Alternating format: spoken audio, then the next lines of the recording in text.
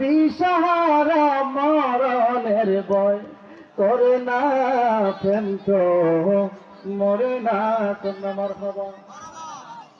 সাহাবীরা জীবনের মায়া করে নাই, নতুন বিবির মায়া করে নাই, নতুন স্ত্রী মায়া করে নাই, সংসারের মায়া করে নাই।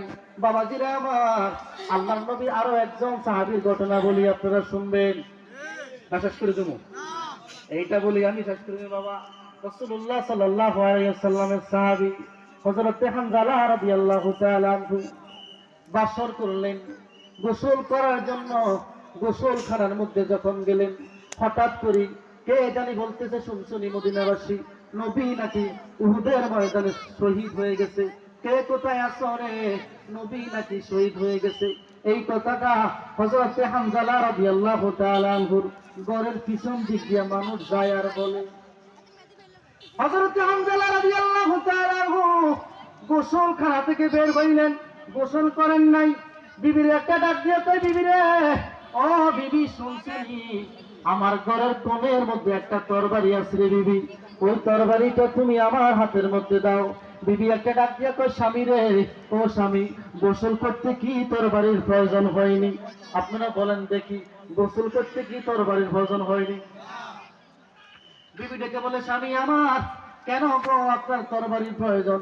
বলে, বিবি রে, শুনছনি নবী নাকি উহুদের ময়দানে শহীদ হয়ে গেছে রে বিবি, আমি কার জন্য গোসল করবো রে বিবি, কার জন্য জীবন সাজাইব? যে জায়গার মধ্যে আমার নবী নাই, সে জায়গার মধ্যে আমি কেমন করে জীবন যাপন করবো রে বিবি? বিদায় দাও, আমি তোমার হক পরিপূর্ণভাবে আদায় করতে পারি নাই রে বিবি। ও বিবি, যদি দেখা হয় কোনোদিন, জান্নাতে দেখা হবে রে বিবি। যদি দেখা হয় রে বিবি কোনোদিন, তাহলে হাসরের ময়দানে দেখা হবে। কন্যা সুবহানাল্লাহ।